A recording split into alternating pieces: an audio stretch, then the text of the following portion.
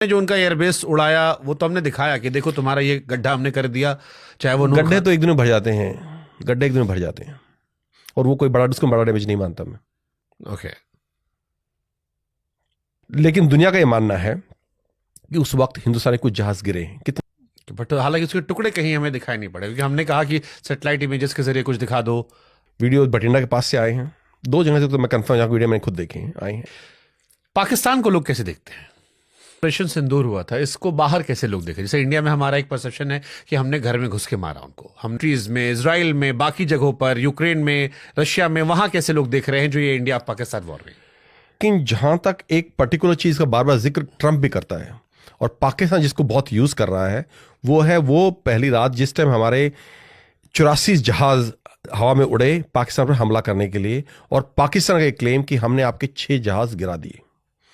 ये भी कहना है कि हम तो और भी ज्यादा गिरा सकते थे क्योंकि हमने we have locked down to many of your aircrafts, पर हमने कहा कि बात आगे ना बढ़े, इससे 6 गिराए, सक्सेसफुल नहीं हो पाए हैं। देखिए बाहर जो सोशल मीडिया है, लेकिन जो जनरल परसेप्शन है कॉमन पब्लिक में और even in the elites, military elites outside India, is that in overall war थी जहां भी एयर बैटल हुई, जो कि द्वितीय विश्व युद्ध के बाद आज तक की सबसे बड़ी एयर बैटल थी। 84 जहाज हिंदुस्तान के हवा में उड़े थे और 42 पाकिस्तान के थे। और उन्होंने, लेकिन दुनिया का ये मानना है कि उस वक्त हिंदुस्तानी कुछ जहाज गिरे हैं, कितने गिरे हैं मैं नहीं जानता, लेकिन ऐसा दुनिया में परसेप्शन है सच। बट हालांकि उसके टुकड़े कहीं हमें दिखाई नहीं पड़े, क्योंकि हमने कहा कि सैटेलाइट इमेजेस के जरिए कुछ दिखा दो।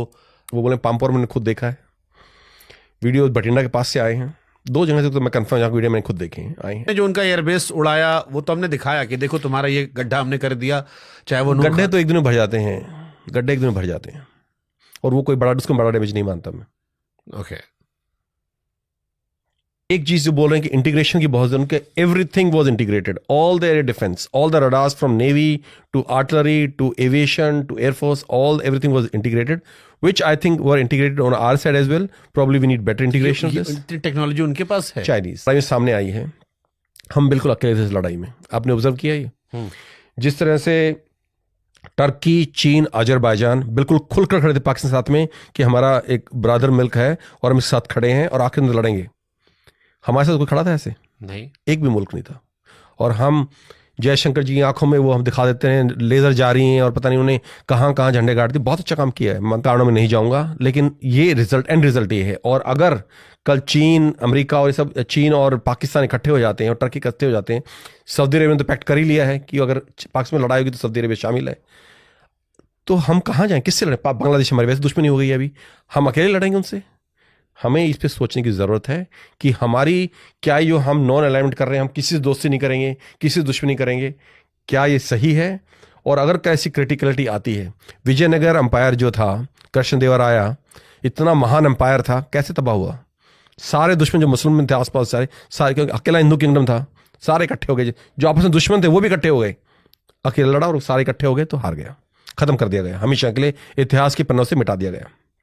आप मतलब आपकी मैं ऐसा भी कहना चाह रहा हूं कि जो इतिहास में हमने गलतियां की हैं वो उनका दोहराई नहीं होनी चाहिए, और उसमें कैसे रोक सकते हैं, इसको हमें इस पे सबक लेने की जरूरत है, इस पे स्टडी करने की जरूरत है और इस पे काम करने की जरूरत है। तो आप एक फौजी भी रहे हो, एक जर्नलिस्ट भी रहे हो, इंडिया की foreign policy up to mark नहीं है?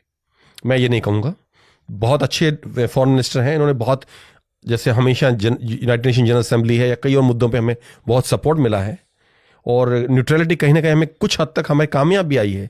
लेकिन क्या जो क्रिटिकल मोमेंट होगा, देखिए अंत में क्या है, जब आपके एग्जिस्टेंस की बात आ जाएगी, एग्जिस्टेंस खतरे में है कि हमें खत्म कर देंगे सारे ये मुस्लिम दुश्मन मुल्क मिलके, उस समय हमें बचाने कोई अगर नहीं आएगा तो क्या हमारी न्यूट्रलिटी ठीक पॉलिसी थी?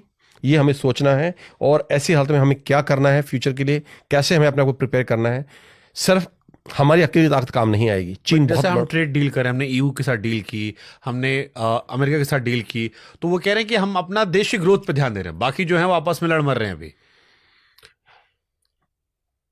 मिश्रा जी, जब अंग्रेज हिंदुस्तान में थे, यहाँ पे जब उन्होंने कब्जा किया, मैं सिर्फ आज से 200 साल की बात कर रहा हूँ, एज पर वन एस्टिमेट हम दुनिया का 25% जीडीपी प्रोड्यूस करते थे, 25% जीडीपी ऑफ द वर्ल्ड, जो कि आज यूएस भी नहीं करता है। True. उस टाइम में हमने बड़ा ग्रोथ पे ध्यान दिया हुआ था। और आज से 1500 साल जब हमले शुरू हुए, सोमनाथ को इतना लूटा गया, इतने हमले हुए, तब हम सोने की चिड़िया थे। अब भी हम सोने की चिड़िया बन सकते हैं तो फिर लूट ली जाएंगे। तो क्या सिर्फ फोकस जीडीपी पे होना चाहिए? सही बात है। जब तक हम अपने को मजबूत नहीं करते और जब तक हम इंटरनल थ्रेट्स को नहीं समझते, एक्सटर्नल थ्रेट्स को एसेस नहीं करते ठीक से, जीडीपी ग्रोथ, सोने की चिड़िया, सब बेमानी है। बिल्कुल सही बात है। और कि ऑपरेशन सिंदूर में भी इतनी सारी फेक इन्फॉर्मेशन इसलिए निकाली गई ताकि हथियार का कारोबार चलता रहे। वो जो 6-0 रफाल के जिक्र आया या इधर आया, क्योंकि वो लड़ाई चल रही थी चाइनीज इंडस्ट्री वर्सेस आपकी France industry, American industry. Bharat के पास जो हथियार थे वो फ्रांस की इंडस्ट्री के थे, पाकिस्तान के पास जो हथियार थे वो चाइनीज इंडस्ट्री के थे और अमेरिकन इंडस्ट्री के थे।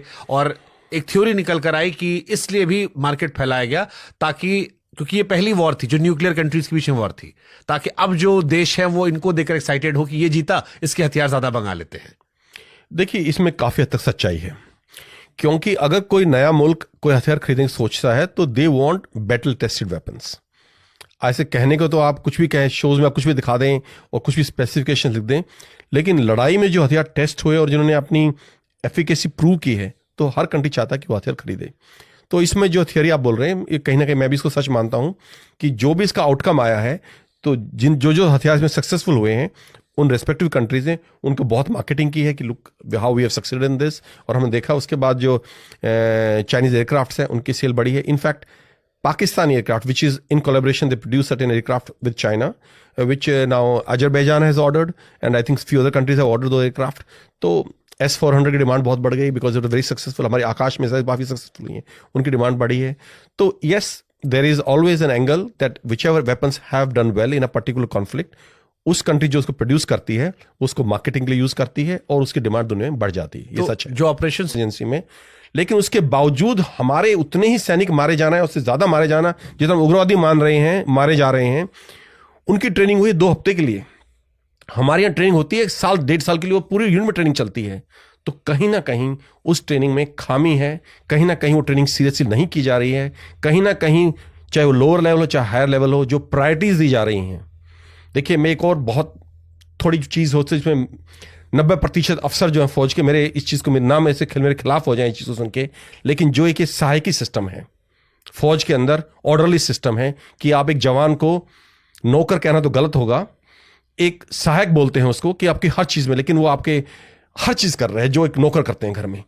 देखिए, हमारे जवान क्यों इतने सक्सेसफुल हुए ब्रिटिश इंडिया के अंदर, क्योंकि जवान के अंदर एक वो गौरव है कि मैं सैनिक हूं।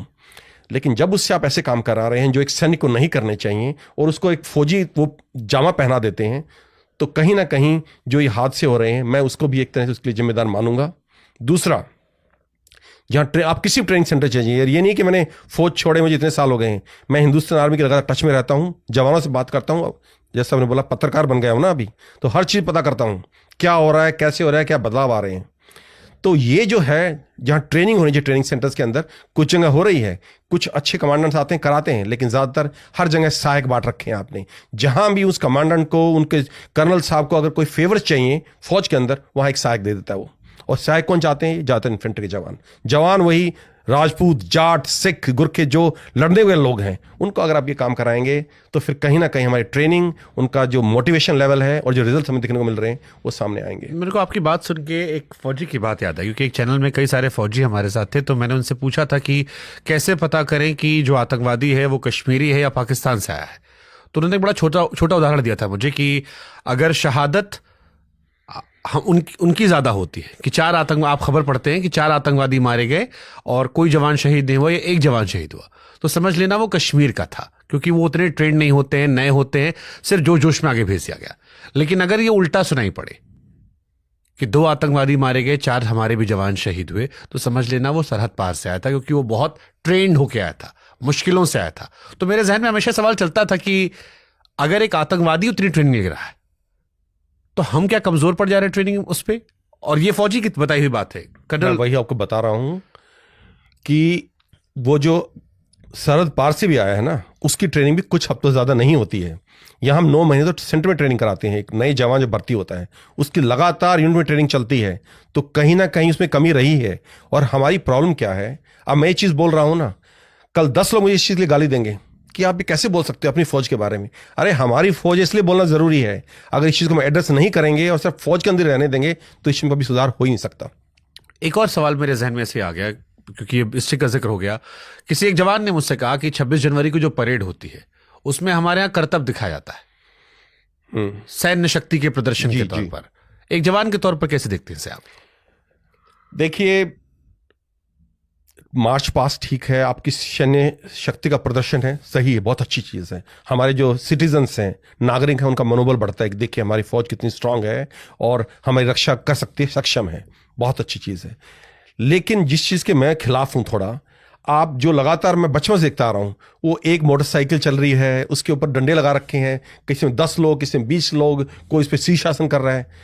देखिए, हम सर्कस नहीं है, ये फौज है और हमें सिर्फ वो चीज़ दिखानी चाहिए जो हमारे कॉम्बैट पोटेंशियल दिखाती हैं। हाँ, झलकियाँ वो अलग हैं, वो हमारी कल्चरल विरासत को दिखाती हैं, अलग चीज़ें हैं। जहाँ तक सैन्य शक्ति का प्रदर्शन है, वो चीज़ें दिखाएं जिससे हमारा कॉम्बैट पोटेंशियल है वो दुनिया को दिखे, हमारे नागरिकों को दिखे। इस तरह की चीज़ दिखा के मजाक बनता है। मेरे जो बाहर के दोस्त हैं, मेरे बहुत मुल्कों की आर्मी ऑफिसर्स फ्रेंड्स हैं, मिलते हैं, बातचीत करते हैं। मुझे किसी ने इतनी क्लिप दिखाई, राज इज दिस इंडियन आर्मी?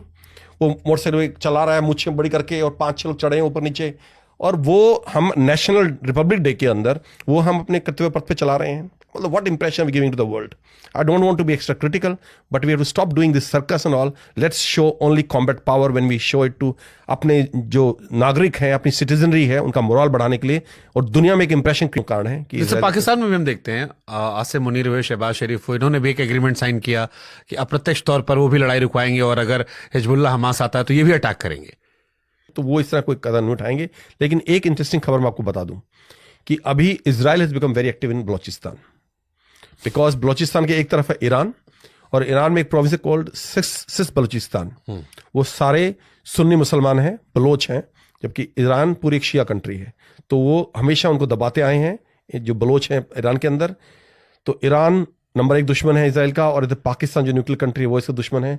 अगर बलोचिस्तान कल एक इंडिपेंडेंट मुल्क बन जाता है और वो अगर ईरान के साथ अलाई करता है, जैसे कुर्द कर रहे हैं अभी, इजराइल के साथ अलाई करता है, तो this is the best scenario for Israel, where they can keep an eye on Iran as well as Pakistan at the same time with the base in Balochistan. Is it possible? चल रहा है इस वक्त। जो बलोच लीडर्स है, पीछे अभी एक इकोनॉमिक टाइम्स ने शायद एक इंटरव्यू पब्लिश किया है of a Baloch leader who is in exile, जिसने बोला कि हमने इजराइल को बोला है आप हमें इस वक्त सपोर्ट करो and we will recognise Israel, we will have diplomatic relation with Israel and will support Israel. तो मीर बलोच और बाकी जितने भी हो सब दो तीन अलग अलग मैगजीन्स हैं, अलग न्यूज मीडिया आउटलेट्स ने जो बलोच लीडर्स ने एग्जाइल का इंटरव्यू पब्लिश किया है। और जो खबर जो मुझे थोड़ी बहुत है वो ये है कि Israel is now actively involve in Balochistan.